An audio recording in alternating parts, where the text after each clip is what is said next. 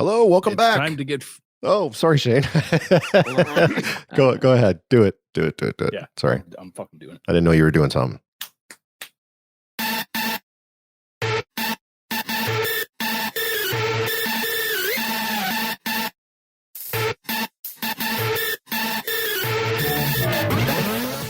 You're listening to A Band of Gamers, podcasting since 2012. Three older best mates share a few laughs and keep you current with discussions about the latest news, consoles, and games. Join the conversation and the community. abandofgamers.com.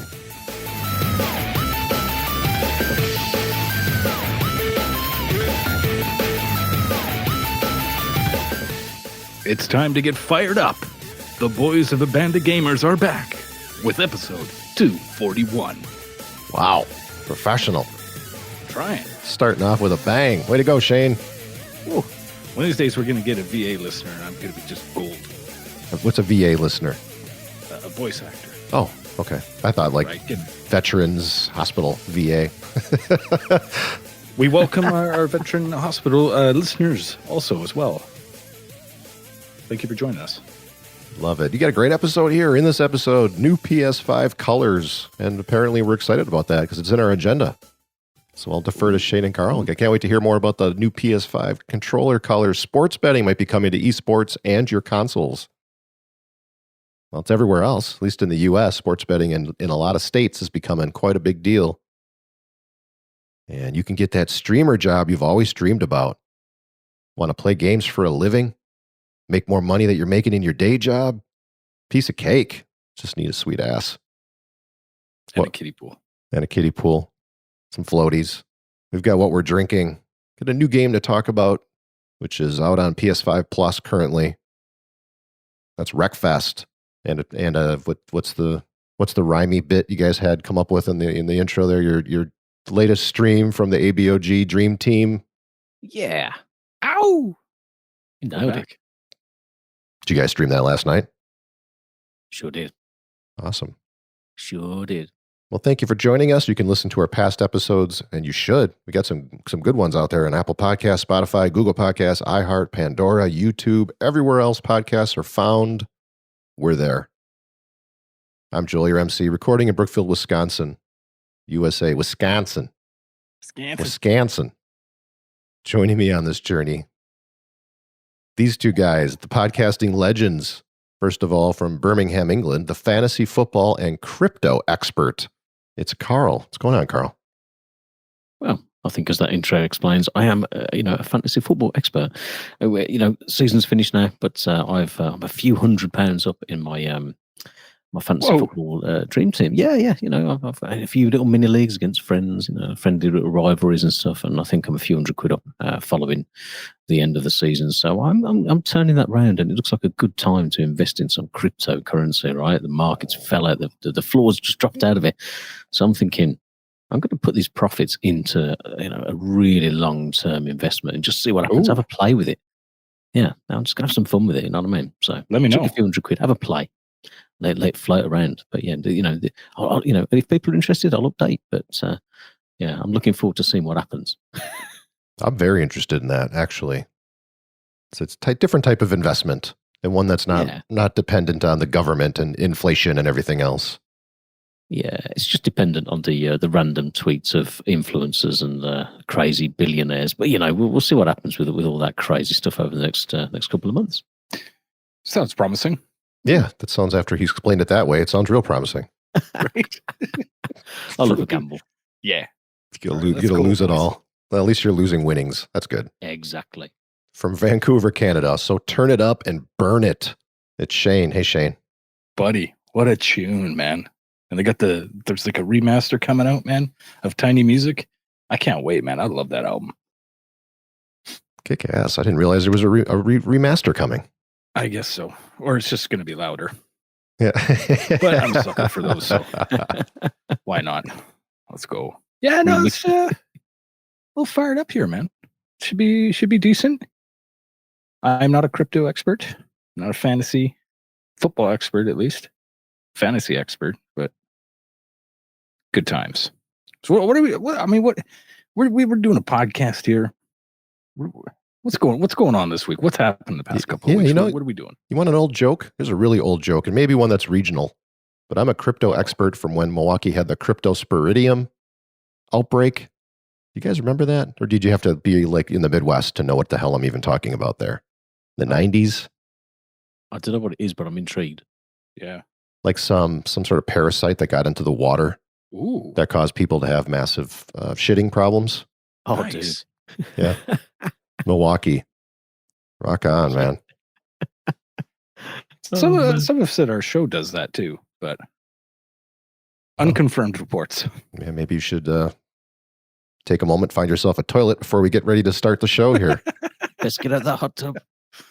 All right. Oh, man. Buckle in, grab an extra roll. Let's go. Sony DualSense colors are confirmed. There's some new DualSense controller colors, and it looks like Cosmic Red and Midnight Black. They don't have black yet. Hey, it's just the white so far, correct? Yeah. Mm-hmm. Okay. And this isn't just black. This is two-tone black. Midnight Black, like a dark blue, like that Fender's, the new Fender's Midnight Blue. It's like a dark blue and a black, or what? Is that the Midnight Black you're talking about?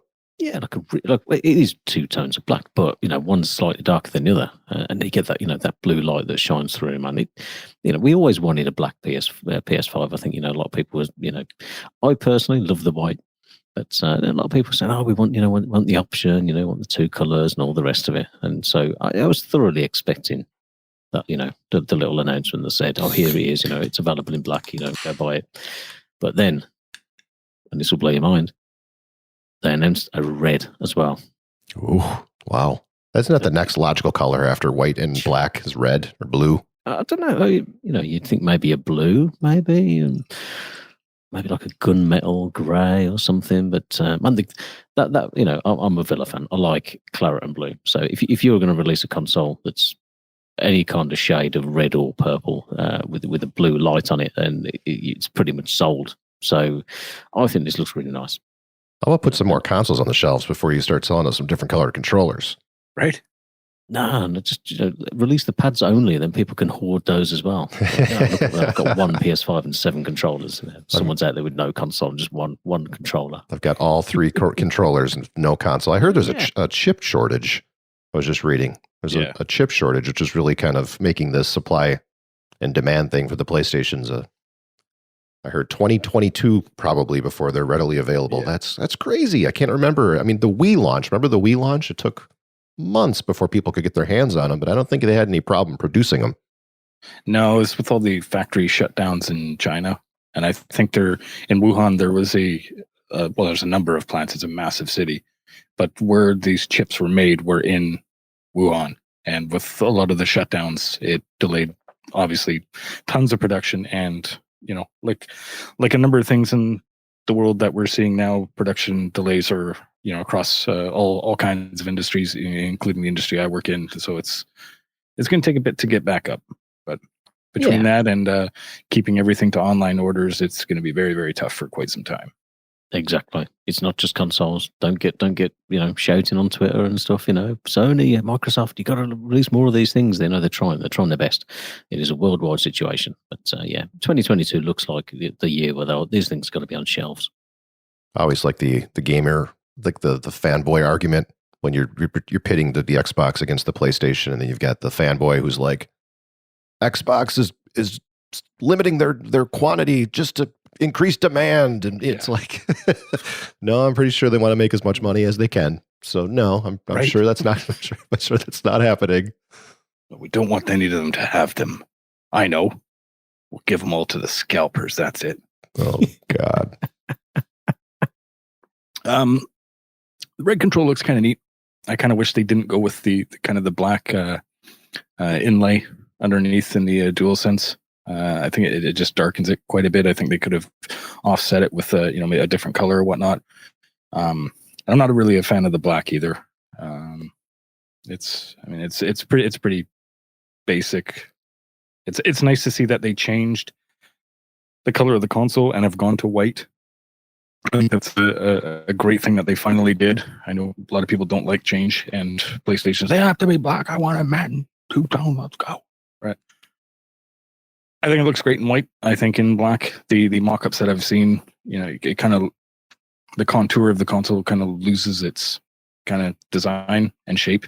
Yeah. And frankly, I think the black ones look ugly, but hey, that's just me. It doesn't mean it's bad. And if you like the black ones, then great. Do whatever you want with it, really. But you do lose those edges, don't you? You lose that the sharpness of the design, I think.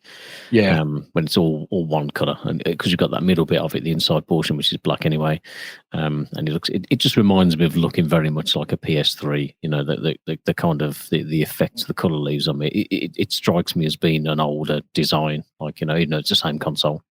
I like the white, I must admit. It'd be kind of neat to see it in like a nice silver or something. Just a little bit lighter. But yeah, who knows? It'd be cool, man. They always come out with a billion different colors, and it'd be great. It seemed rather quick that they've done this. It's only been out for a few months, and all of a sudden they're dropping the new colors. It's like 6 months, though. I mean, it's been a little while. Yeah, I guess you're right. Time's flying by here. You know what? It really is, especially this year. I know we say that every May of a Band of Gamers history. The time is flying, but yeah, this year it's been wild, man. We say that every May. It's our May thing. We put that in the agenda. It's May. Don't forget to put the time's going by quick in the agenda. Yeah, it's fun getting old, man. Time goes faster as you get older. And get off my lawn. Sony files a patent for a betting service that could accept cryptocurrency, or in-game items. So Sony Interactive Entertainment has filed a patent for a platform that would allow users to bet on esports. According to a listing on Patent Scope, this is an IGN article, Sony initially filed the patent in 2019, but has only published it this month. The patent itself suggests a system where viewers of live-streamed esports events, such as fighting game tournaments, would be able to bet on the outcome of matches whilst watching the action play out in real time. Well, duh. The system would work for a user interface overlay that could be brought up over the stream. This is wild, man. I know esports is a thing. I know sports betting is a thing. I never thought of like a console being a gambling machine, which is what this would effectively be, right? If this patent is true, why would you take out a patent unless you're putting it in the platform, right? Totally. Mm-hmm. Yeah. And especially when we talk about cryptocurrency and all the the different ones that are available, you're thinking it's probably a bit of a future proofing thing by Sony. But I can't help think, when I looked at this article, I can't help think about all the drama we've had with all these kids just spending their parents' money and buying like FIFA and Madden and buying games DLC. Like little Billy's sat there at home watching, I don't know, a couple of teams play Rocket League or Overwatch or something, and he's like, I'm just gonna chuck 500 quid on just the London Rockets or whatever. Yeah, like just click, just get my feet wet here. Yeah, just dip my toes in the water, and then some parents ring it up, go, oh, my kid, we're doing it. It just seems, unless there's like serious two-step authentication or something around it, it's a bit of a crazy thing to just have an overlay. Where you can just let's chuck in a couple of quid. Let's see who wins this next goal wins in Rocket League. Yeah, it just seems a bit mad. That's pretty cool, though. Oh, for sure, that would be really cool. Yeah, could you imagine that? Like for the adult, you have a few beers, and maybe kick back and throw a couple of bucks on while you're watching some esports. I mean, it does make sports more entertaining. If it's not your team particularly, you have a couple of quid on it. It's fun, But it just seems a strange thing to have on a console. It does. So I could bet on a game that Carl's in Rocket League or whatnot, and then have you throw the game. I mean, this is Joel, you're gonna have to edit that out. Edit that out. Snip. Well, it's esports tournaments, right? I don't know if it's going to get down to that level. Like Shane's in Call of Duty. Let me bet on his kill death ratio. It's not getting down to my level, believe me. Well, you'd make a fortune, my dude. Because at least in esports, you're playing for big money. So someone throwing a match it could still happen, right? I mean, where there's betting, there's crooked shit going on. That's just how it works. Mm-hmm. PEDs. Oh, well. Is Sony going to come out with their own cryptocurrency? Is that what this is? It wouldn't surprise me. Like, a lot of these, everyone and their mum, I think, is coming out at the moment with their own NFTs, like these kind of non-fungible tokens. They're called, like, the kind of like just a make-believe currency, really. So if Sony were to sell their own, for use on their digital platform, it's just another way of making some cash, isn't it? Could be the future. They would kind of have to, I would imagine, seeing as how protective they are of, a lot of things since the great hack of 2010 or whatever. The proprietary memory and accessories and whatnot. They would have to. I could totally see them having their own, and justifiable. I mean, they're, like I said, they're extremely protective. So, but who knows? Yeah, if there's money to be made, I could see them getting in on that. Yep. Mm-hmm. Maybe they get a cut of every bet or something. Percentage. Guaranteed. Very interesting. You have to. Very interesting. This is probably years off. It's just it came up in a patent. And patents, I mean, let's be real here. Patents don't always come to fruition. They put it out just so they have it just in case, and it never really. There's been many patents that people like us have run on, and it's totally nothing. Yep. I have a great. I need to patent my great pierogi idea one of these days. I need to secure that because I still haven't seen anything like it. So better hurry up. Any kind of money making idea, you want to patent that as soon as you can. Yeah. Pierogi's a big deal, man. So you better hurry. Exactly. It's becoming more and more popular. They keep and they keep the industry keeps moving ahead too. They're developing. It's buddy. That pierogi technology, it's amazing. It's incredible. Yeah. Watching the whole industry just blow up, that whole pierogi. What's a pierogi? What are we talking about? Right? Is that some sort of like pastry? Pasta. Is that like a pastry or something? What? Dude, pierogies, man. They're delicious. What's a pierogi? I can't. I honestly, I could not tell if you were being serious. Yeah, I'm being serious. What's a pierogi? Ukrainian pierogies. Ukrainian. Yeah, it's a little like, kind of potato and cheese, sometimes bacon filled, like little pastry. They're delicious. Fry them up with some bacon and onions, sausage. Okay, I know. Sauerkraut on the sides. No, I know what you're talking about. Yeah, I just thought it was like a language barrier thing. Like a pierogi is it's like a upside down pizza in Canada or something. I don't know. Upside down pizza. Hey, at least you wouldn't burn the roof of your mouth. I got it. They're like a little dumpling, aren't they? Yeah, like a Russian dumpling. You're a dumpling. Speaking of dumplings. That's a perfect segue. Twitch. I had my buddy over the other day, and he was telling me about this. And he was kind of up in arms. He's like, look, it's going to destroy the platform. Like, what are you talking about? I just got more interest in the conversation when he said Twitch was going to be destroyed by these hot tub parties. I'm like, hot tub parties? Oh, yeah. What the hell are you talking about? And apparently he was telling me, and I've read about it since then because it's pretty interesting. But these gals who, and everybody probably knows, but these gals who show up on Twitch, not playing a video game, sitting in like a hot tub with a bunch of other people in bathing suits usually, right? Just filming it. Yep. And putting it up on Twitch with really not much value of content or entertainment, but just very skimpy bathing suit gals on Twitch. And apparently he was telling me that they get like the market share of the viewers. Like people are just running to these streams. And he was most upset because he said Twitch is doing nothing about it. They're just sitting by and letting it happen. And he was loving it. He was worried that it was going to just devalue the gaming platform, the Twitch gaming platform. And people have used Twitch for a lot of things. Yeah. Music streams, live music, all sorts of. So I understand it not just being a gaming platform, but it's primarily what it is, right? Video game streaming. What it was. Like it started out as foundation. Yeah. It's moved way away from that now. It seems like you go on there and you kind of just click on random videos. Yeah. I mean, there's obviously large, probably majority of content being gaming, but there's a lot of other stuff on there. It's vlogging, it's concerts, everything. And you want to stream anything, Twitch is the place to be. But it's obviously a platform that you can monetize your stream. Mm-hmm. So if you're a Twitch affiliate, I think you have to be an affiliate, right? And then you monetize your stream.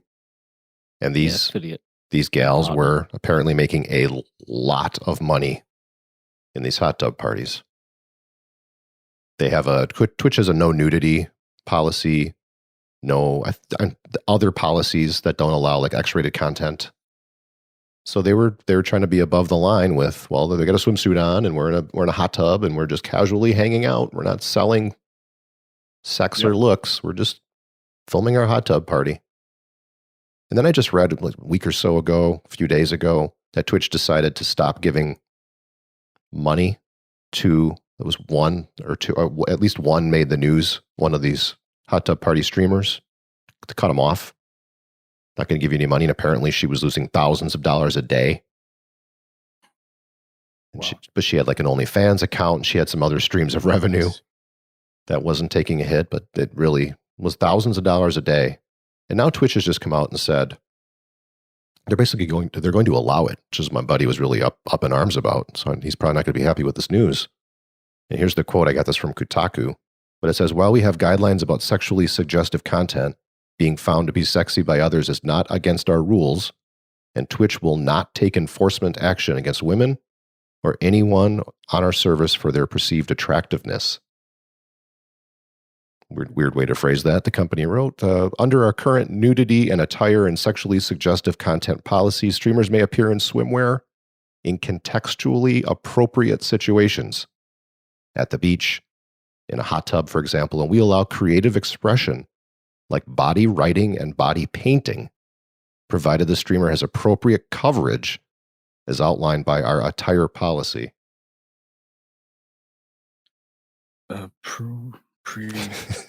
Bullshit. Coverage. Okay, yeah. So what do you guys think about this? Just coughed in. Do you think this is going to just take over Twitch? Is this just like a fad? Does this offend you? You watch more streams than I do. What is it? How do you feel about this hot tub thing? It's been going this way for quite some time.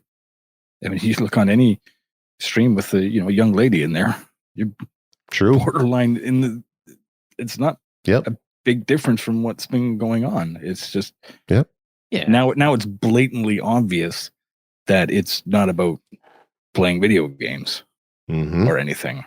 Yeah, previously it's just a gal playing a video game with a lot of cleavage, right? Exactly.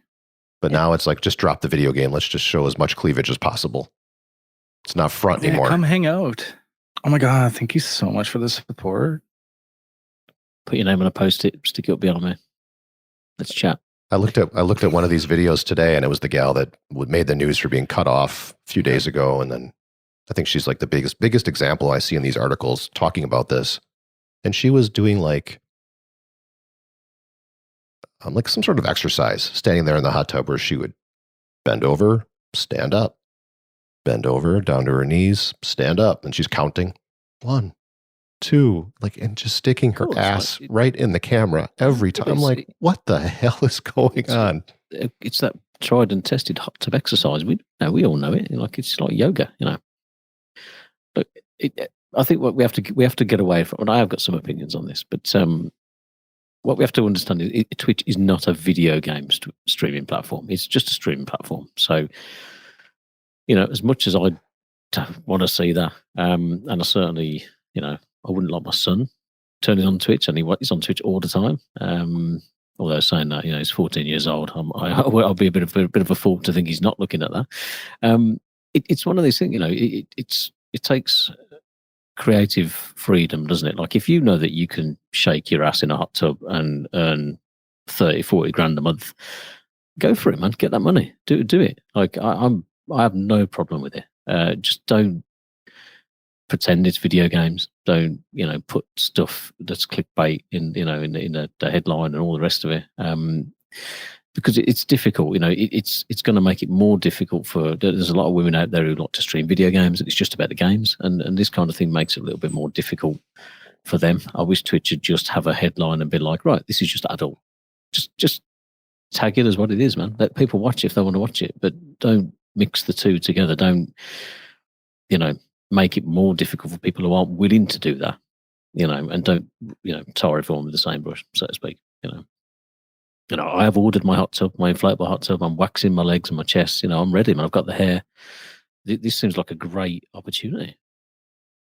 They have created apparently a dedicated category for hot tub streamers. So I don't know if that's going to segregate it a little bit outside of the gaming. So for someone like your son, I'll hop on that for next stream and see if it brings some traction over. Name the time and the place and the place and the time. Get the camera going, get one of those fake backgrounds of Hawaii behind me or something. Oh, I can give that a go. It's just one of these things, I guess it's all about having the right dividers in place, So if Lady A has got OnlyFans and all the rest of it, go for it, do that thing, and if you want to push that on Twitch, as long as it's flagged appropriately, and people aren't going to stumble across it and mistake it for something else and all the rest. If I want to watch Twitch, I want to watch someone play games. There are other places on the internet to watch other stuff. And it's really not going to look at Twitch for that, if that's what you're into. So you want to be looking at video games. You need to be able to search that and see the stuff that comes up that you want to watch, in my opinion. Nothing against this stuff if people want to do it, but it's just got to be sectioned. So having an appropriate heading for it and saying, this is hot tub stuff, and that's what you're going to get, then I think that's probably going to do more good than do harm. And what about the people who are doing the video game streaming, have made a decent living at it or have been pretty successful at it, and now half their audience bails because of a hot tub party stream? Are those people going to bail the platform, go somewhere else? Could it destroy the platform? Could there end up being a more dedicated streaming option that is more specific to video games? Because there's a lot of people, a decent amount of people out there making a living doing this, and are probably more upset than my buddy about the hot tub parties because they're losing their whole audience. Maybe they should shake their ass. I mean, do they have to get into some weird shit too, just to keep making the same amount of money? Well, this is the thing, isn't it? If your audience is going from watching you play games to watching that, what are they watching you for in the first place? Exactly. So if maybe you're like Shane, maybe you're showing a little bit, or maybe you've been behaving a certain way. So if you then lose a portion of that audience for somebody who's doing that little bit extra, then I don't know. I don't know what the answer is. Am I ever going to go on Twitch and play games? And so I guess it all depends on what people are willing to do, to get the cash, and I ain't judging anyone for whatever they do. People are free to do whatever they want to do. But there's the thing is with something like Twitch, they are always going to be in the position where they can say, that's it. We're not, we're turning your channel off. We're unplugging you. You have no income, and you can do nothing about it, and you shouldn't be able to do anything about it because that's literally it. It's not a lifelong business model. It's a short term. If you can get in there and millions of dollars and get out, brilliant, more power to you. But never go into Twitch thinking, I'm earning. I don't know. I'm earning just under what I would be doing for working a regular job, and then all of a sudden I've lost half that revenue. That's something that's it's kind of outside of your sphere of influence of what you can control. So you just have to have a backup plan, and depending on the content that you're producing, you just have to do something a little bit different. But it doesn't necessarily mean you have to do that. It's a strange situation. I guess people just need to have their boundaries. If they're not comfortable, then then half their audience goes off to see someone who's gallivanting around a hot tub. Then just let them get on with it. Yeah, don't worry. I'm sure in 12 or 13 minutes later, they'll be right back. Exactly. Watching your stream. And if you've been doing this a while and you've built a following and you are entertaining, you have an entertaining personality and you are good at what you do, then you don't have anything to worry about. What about the platform as a whole? I'm just being devil's advocate, trying to understand what's going on here. Good. Just the platform as a whole. Does it make the Twitch more sleazy? Does it become less of a destination? I'm sure Twitch and Amazon, who owns Twitch, right, is probably happy about this right now. Oh, love. There are people upset, and there's people arguing, like my friend, as an example. And when I watched that stream of that gal, she was getting massive shit. She was responding. She was responding. I wanted to see what the hell's going on. No. You know, of course, right? And research. Even more. Of course. And it's going to get more and more people, and it's clicks and it's views, and it's just more money. Of course, they're loving this, man. Hand over fist. And she even said, commenting to somebody's comment, if you had the ass that I do, you'd do it too. Mm-hmm. Sure. Yeah. I get.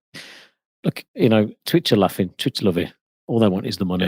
Yeah, All they're getting the money. They're those 14-year-old boys who maybe are 12-year-old or 10-year-old who haven't watched Twitch up to this point, and their buddy's like, "Hey, check out Twitch. This is holy crap! Like, you got to go check this out." They're probably getting more viewers. Check Twitch for that video game content. Mm-hmm. Yeah, not like back in the day when you'd have to go to like Super Channel and then kind of like squint your eyes and whatnot, and hopefully try to make something out. Dude.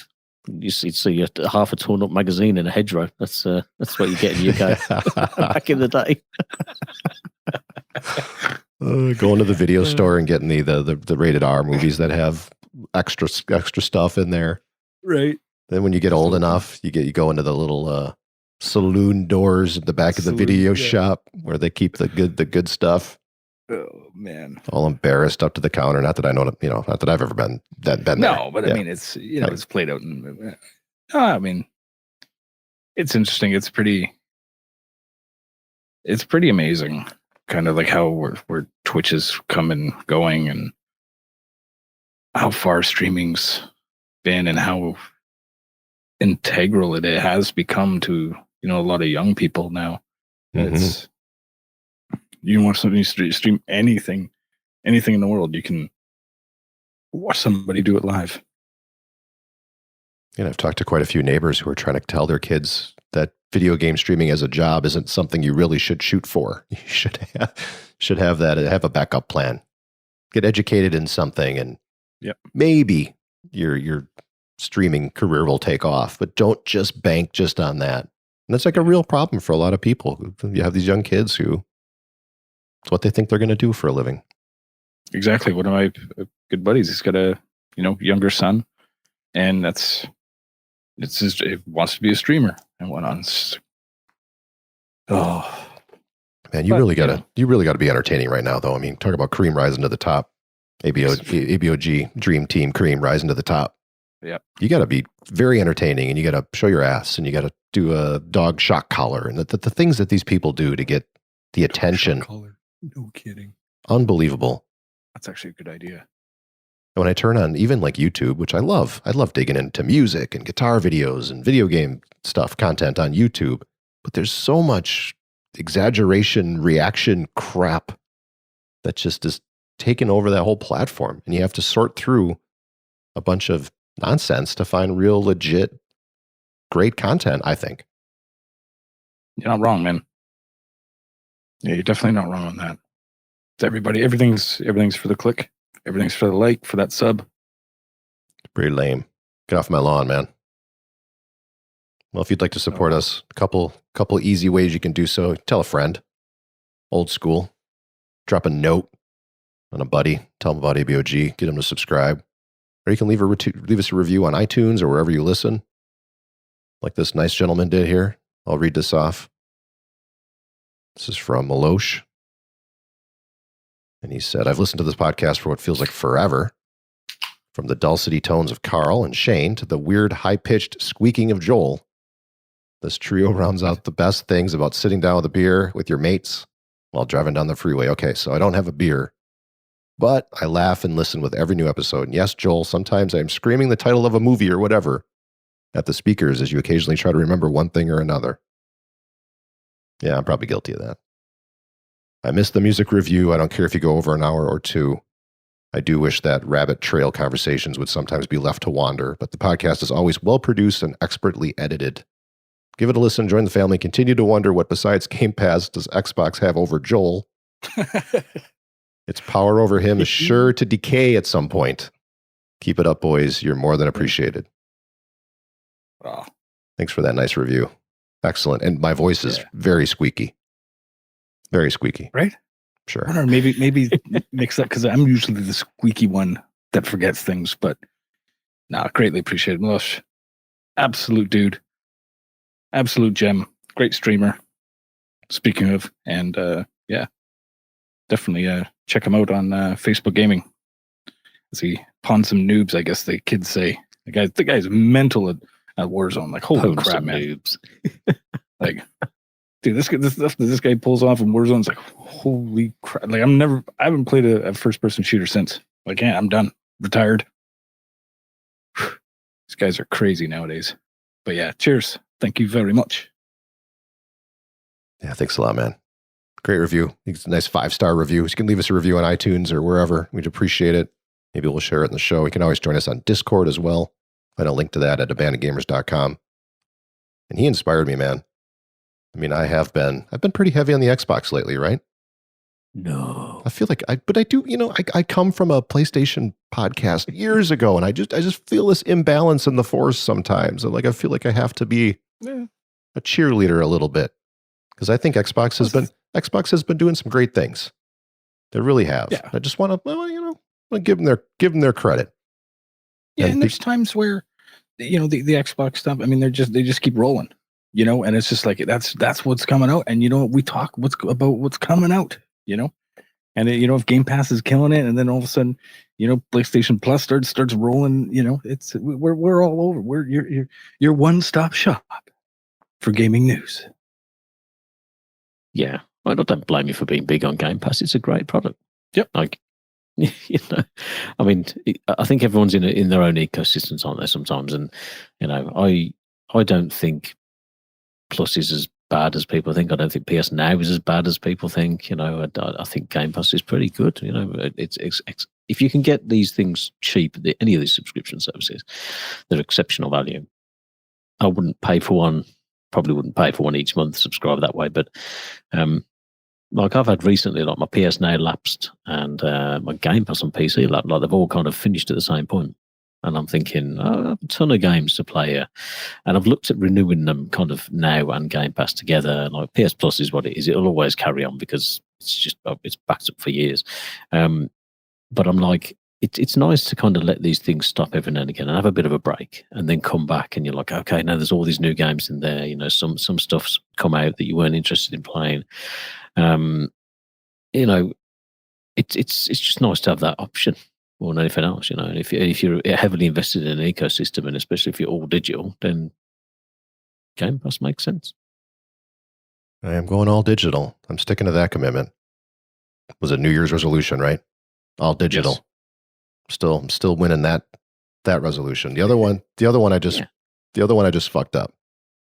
The other New Year's resolution is broke. It's only May. Uh-oh. What? You bought a PS5? And PS5. my bias, I don't want there to be bias. Meloche did inspire me a little bit. Oh no. What did you do? Oh no way. Yep. He's back. Live on stream.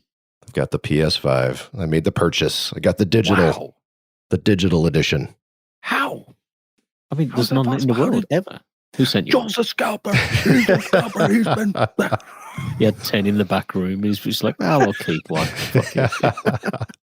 I am the scalper. I just kept one. Wild. Yeah, I got my hands on one. Made the disc ones are hard to come by still, but the digital a little bit easier. And so it's cheaper. Nice. And I'm going all digital. Crap, dude. And then I was going to go to Best Buy. I'm like, I'm going to go buy that new Spider-Man. I'm like, oh shit, I can't. It's digital. Yeah. To be fair, like the games I've been buying, like I still haven't bought a physical PS5 game. It's just so weird. I think I've said before, I think, with the loading times and just the interface and how easy everything and how snappy everything is on it. It's like you don't even think twice about, okay, going to Amazon or bestbuy.ca or whatever to look and see if a game's available and whatnot. It's just like boom, boom, boom, boom. And the download times are insane. It's just, I know I could be booting this game up and playing it in minutes. Like it's just crazy. And that alone, I think, has inspired a lot of people. I'm sure I'm not alone to be going digital. Just with having that sense of ease with gaming now. And you know what else? And I have to say, this $70 price point, it's a thing. Like it's there's a lot of people on social media saying to me, I just can't do it. I'm waiting for this game to come down. Like, this game looks great, but I'll wait till it's 40.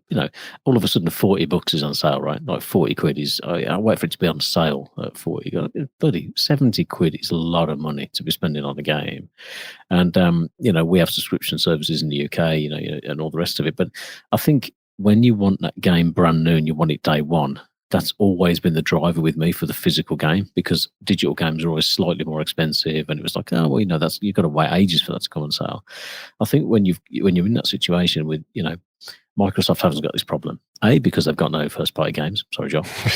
B, because when there are first party games, they're going to be on Game Pass, right? Right. So there is no. That's a great point.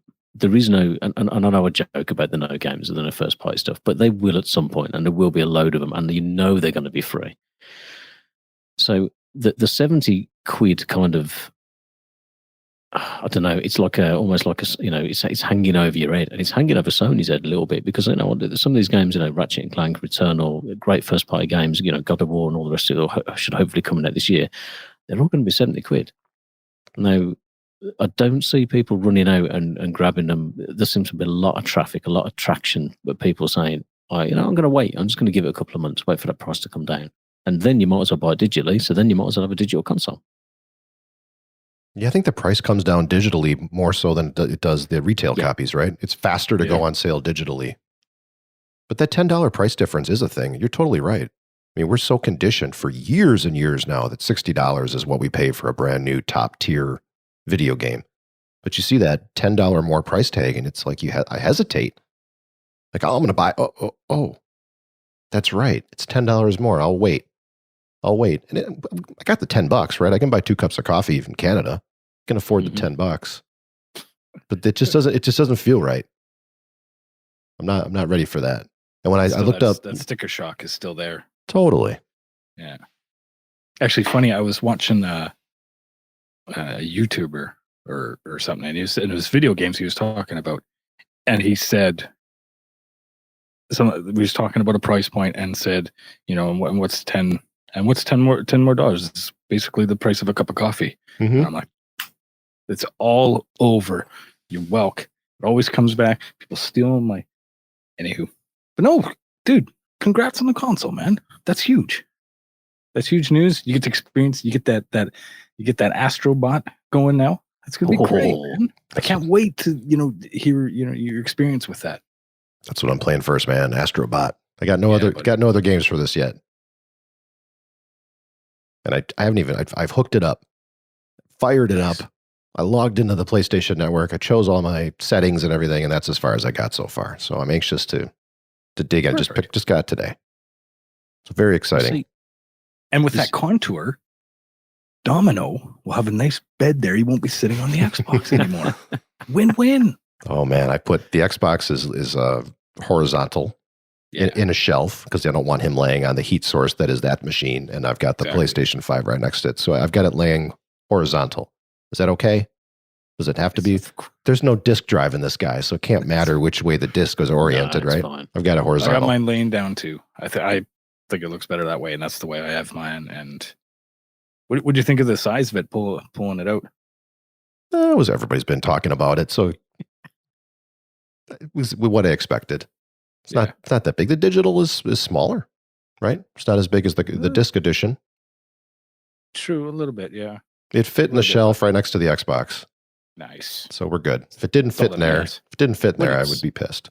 When it's vertical, it's just as tall, just as big. When it's upright, when it's lying down, it's that little. It's not quite as fat, because it's missing that disk drive, but it's still a fine looking thing. The stand with it sitting horizontally was kind of weird. It kept like falling out just to get it to, when you put it vertical, there's a little screw you screw in. It keeps it nice and secure in the stand. In the stand, when it's sitting horizontally, you just kind of click into the contour of the white outside a little bit.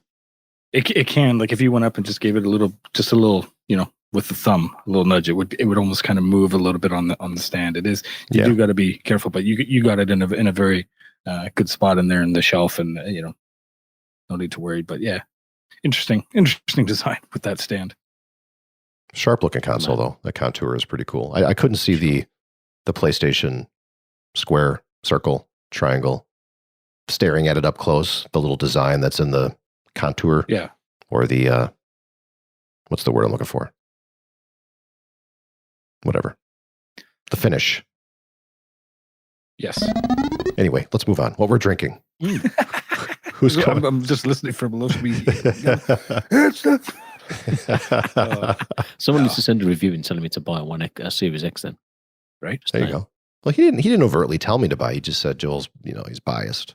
He didn't say that either. He says what he's just screwing around, right? Oh God, I hate Xbox. Well, yeah. I mean, he lost as soon as he said I was squeaky, I knew this guy was screwing around. Yeah, not squeaky. No. Squeaky clean.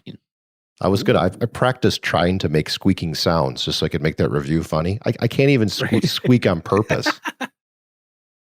The review's already funny. He nailed it. It was great. 5-star review. I love a bit of that. Like I love, go off a bit of needling, like a bit of, Right. it's great. It's what makes the world go round, man. I love that. Bless him. All right, what do you got? Who do you guys got? Take it away, Karl. Inside joke. Yeah. Oh God, yeah. That's right. I have been drinking. God, I've been drinking some good beers lately. Like, I tell you what, the Damn right. the train has more than left the station in these past few weeks. But another load of supermarket beers hit, and Tesco have started doing a ton more great value on. So I've been drinking a little bit of Brewdog meets Salt Brewery. This is called Model Citizen, and it's a NEPA. Weighs in at 6.8, so a welterweight on our scale. This is my second one of the afternoon, and probably the 6th or 7th one of the day. Like I said, obviously, football season finished today, so there've been a few beers, and we've been having a few bets on the games and stuff, and yeah, all good fun. Yeah, it's it is that, it's got that dankiness. It's real. It's almost like some of the deeper orange colours that I've seen from some of the beers over by Joel, especially from 1840. Very satisfying, grapefruity, big on that citrus, but really smooth. And it doesn't taste like, not far off 7%, but nice and foamy as well. Really does last. That nice foamy head sits on there a while. So very refreshing. It would give you props for that pour. Like that, like how quick that pour was, and how we had that perfect brim action. Oh, dude, not my first rodeo, right? Hats off, man. That's you have that sweet 6th spot today. Yeah, like when you hit that point, it's like when you play pool or poker or whatever. You've, and I'm sure the listeners can appreciate. When you've had 4 or 5 beers, 6 beers, and you hit that sweet spot.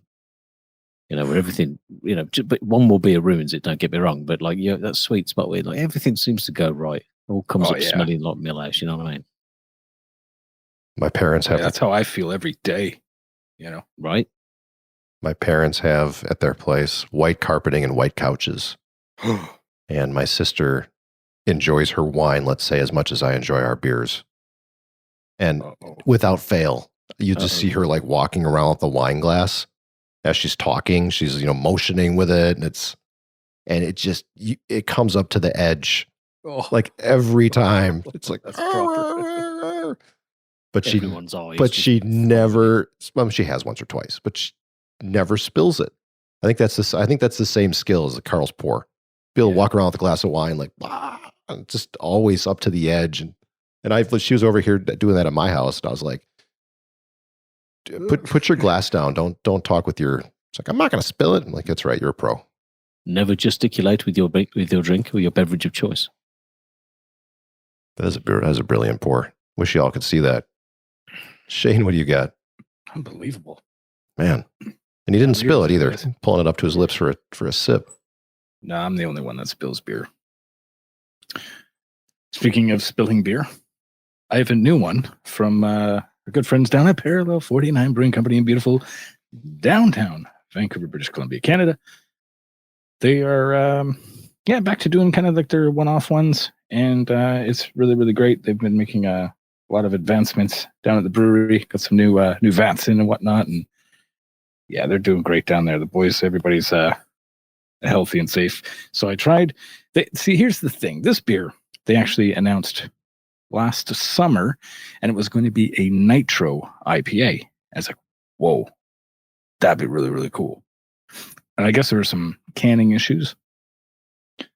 And it never ended up coming out. But the artwork is absolutely brilliant. It's one of my favorites yet. And so they have released it now. It is not a nitro, but it is just a hazy IPA, weighing in at 6.5%. Their welterweight. This is Parallel 49's Space Kitty. Nice. And there's just the most badass little kitty on the label, and the cat is wearing pants, and that is amazing. It's incredible. It's super cool. I think there's a picture up on our Instagram, or if there isn't, there will be. So definitely check that out. And it'll probably be on our Facebook as well, because they're all tied together. Or just send me a message and, hey, can I see your beer, dude? I'll be like, yeah, man, because that's what I do. Yeah, nice, good colored. This one's very melon, real hoppy, cloudy. It's got that apricot or apricot, depending on which side of the border you are. Yeah, very, very good. 6.5%. Deadly, refreshing. You know, I've been drinking these Subsonics that are like 4% for the longest time, and now I'm easing my way back up the scale. It's not easy to do, man. I messed up the other night. I had an 8%er. Just one? Ooh. I had 3/4 of an 8%er last week. It's like halfway through it was like the eyelids start to go. I was like, whoo-wee. Man, that took me in real good. You lost your conditioning. Yeah, I'm done. Rip. But yeah, man, great beer, man. Cheers, boys. Cheers. I've got a cruiserweight, I believe, on our ABOG boxing scale. So Gimme 3 Steps. This is from Eagle Park Brewing in Milwaukee. Leonard Skinner? They're ex-rocker guys. They had a band for a long time, so a lot of their beers do tend to have the music undertones. So I'm sure Gimme 3 Steps is Leonard Skinner tune. Yeah, I'm sure it was a Skinner tune. Yeah, it was actually a good tune. It's a great tune. Great guitar riff. Yeah. Riff. Not rift apart. Riff. Raff. This is 10%. It's a cruiserweight, so I'm already halfway into it. That's why I screwed up riff and rift. Very good. Citra Incognita, Citra Chinook, and Simcoe hops. 10.1%. And very, very flavorful. It doesn't taste too heavy. It doesn't taste too alcohol-y. But it's a triple. Very nice color to it. Very light, but definitely hazy. So let's look at the hazy. All three of us drinking hazies today. Eh? Yeah, man. Buddy, that's some sunshine in a bag right there. Good. I think it's the light hitting it, maybe. No, man. It looks glowing. That's real good. Okay, well, watch the brim. Watch the brim. Sentiment. He's tilting it. Delicious. That tilt action. So raise your glasses. Thanks for the review, Meloche. Appreciate it. Cheers, Dave. Thanks for the inspiration to not be biased and to buy a PS5. It's not my fault. It's his fault. Cheers. Cheers. I'm joking. Well done, boys. Let's go. Nice one. So I hooked up my console today. Just got it all ready so that later I can fire it up and play. Checked out the PS Plus games. Got to see what PS Plus games are on that PlayStation 5. And whoa, look at that. PS Plus collection now. Wreckfest is there for PlayStation 5. And lo and behold, Shane and Karl played this game. Man. They streamed it. So tell me, is this worth downloading? Tell me about Wreckfest, you guys. You know what? I played a little bit of it on the PS4. It was actually, I think it was on Now or something. I downloaded it, played a little bit. And I was like, yeah, it's okay. Wasn't really sold on it. Thought it was decent. And then, subscription lapse, whatever. And then it came onto PS5. And I was like, download it, see if there's any differences. Well, I'll give it a go and play a bit with Shane. Definitely one you want to play with your mates. Definitely more fun in that in that party, in that hot tub party than regularly on your own. I think if you like Destruction Derby, you like your classic racing games. It's well done. It is well done. There seems to be a massive wealth of tracks in it. Each of those kind of locations, if you like, had a variety of different tracks within them, where you could play through just general races, banger races, elimination races, or good old Destruction Derby. Destruction Derby is probably my favourite mode. I think unless you count racing over massive jumps with combine harvesters. Which was pretty funny, and I guess that's part of the core of the game, right, Shane? Like you want to drive a school bus, you want to drive an RV, you want to drive a combine harvester or a lawnmower, then this is the game for you. And we had some giggles with this. It was a lot of fun. It looks pretty good. I'd say it doesn't look like a AAA racing game, but it looks pretty good, right? Yeah, it's not. I mean, it's not one that you're going to show the console off with, but I think it's still pretty. There's sometimes when you got a bit of a sunset in the background, and it's just like, and then it stands out. It's like, whoa, this looks really good, But it's if you're not a fan of clean racing and whatnot, this is definitely the one to try out, because there's no. Yeah, you're wrecking everybody around you. The AIs, give you the old pit maneuver. They're trying to spin you out. They're trying to take you down in races and whatnot. And it's just all in all, it's just fun, and it comes down to it. And it is, Joel, it is definitely worth downloading and giving it a try. And you know what, let's all get on there and give it a go together, because with friends, it's even more fun. Yeah, man. Okay. Yeah, there's so many lots of different variants of vehicles. There's like a Reliant Robin in there, the little three-wheel, and that was actually some of the most fun, because you just don't know how the vehicle's going to handle the next turn, and it's just an absolute blast. Really, really cool that they threw this one on. If you're a PS5 owner, you can definitely get this on Plus. I think it is a decent step up from the PS4 version, or should I say the last gen version. There's definitely some improvements in there. I did play it on the PS4 originally, and just it didn't really grab me like this one has, and it's some little improvements have made all the difference. Yeah, definitely the frame rate's a bit better. Some of the lighting effects, we were racing through in our Robin Reliance, wrecking them up, and then kind of went over this big rise, and you got the sun coming down on the tarmac, and like the lighting effects were better. Like it seemed it popped more, made it feel more like a next generation game, I suppose. But a lot of fun. Like the vehicles all tend to handle differently, and the way that you damage them impacts on how they handle them further. So, if you are driving the school bus around, it's got to top around corners. The Robin Reliant is just a nightmare. You've got no idea whether you're gonna spin that thing out or do a little barrel roll or whatever. It's good fun. It's a giggle for sure. Yeah, you'll definitely be doing some barrel rolls. Oh yeah, do a barrel roll, folks. And most of them are unintended. So I got a vacation coming up in June, and you guys are telling me we should play some video games, all three of us. Is this on the list, you think? Let's do it. Yeah? Done. Any other games I should be picking up for my PlayStation 5 besides Astro at this point? Anything you could recommend? Even you out there, if you want to send us a tweet or comment on the show post on Facebook, give me a heads up on what a great PS5 game I should check out. Preferably something that's not on Xbox. Some first-party exclusive. Ooh. Or just exclusive to PlayStation. Yeah, man. I mean, you've definitely got that PS Plus library thing, and a lot of those games have been boosted in terms of performance. Mm-hmm. So I guess if you haven't played some of those, not a bad place to start.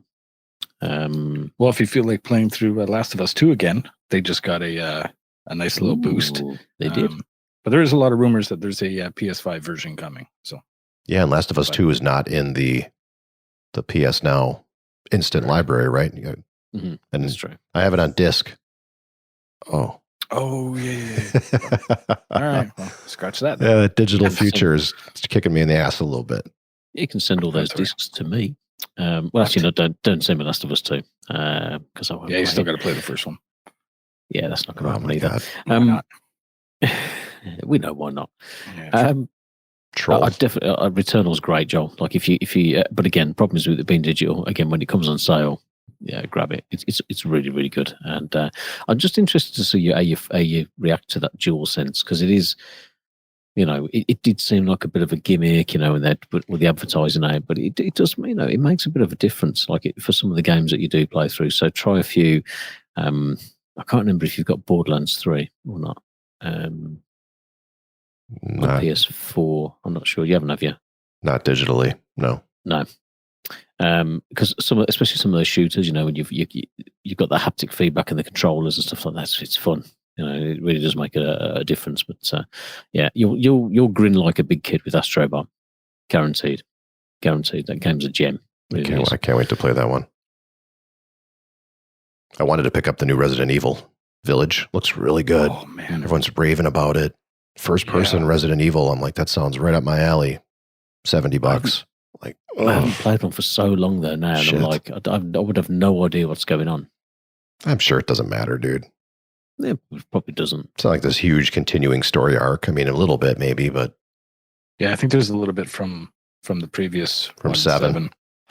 Yeah, that I've heard them two kind of on their own and whatnot. But yeah, man, that game looks phenomenal, man. I've hovered over the buy quite a few times, but with the $10 increase down in the United States of America, well, the games up here in Canada are pushing $90, so that's over $100 with tax. So damn, I gotta pick my games wisely for the next little bit here. Yeah, totally getting. I'm gonna wait for a sale on the Resident Evil Village 8. Wait for a sale. Oh, yeah. That Spider-Man Miles Morales is up on my list. I do want to check that out. I'm not sure I want to play through Spider-Man the first one all over with. I played it on PS4, and I'm sure it's better on PS5 and everything, but sure. I'll just try that Miles Morales, which I think is $40 here in the US. I'd also like a sale. Sale will be nice. But for now, Astrobot will keep me plenty busy. Because I'm anxious to check out that controller.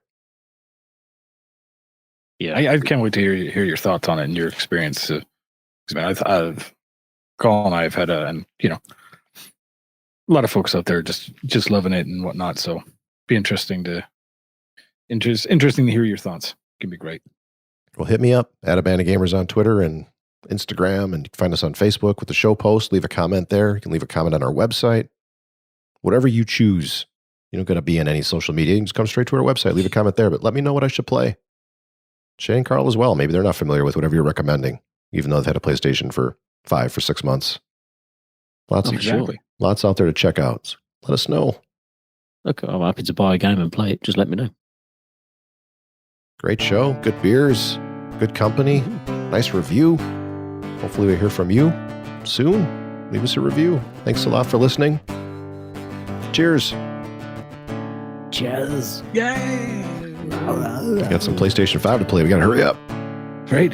To be continued until next show. See ya. Let's go.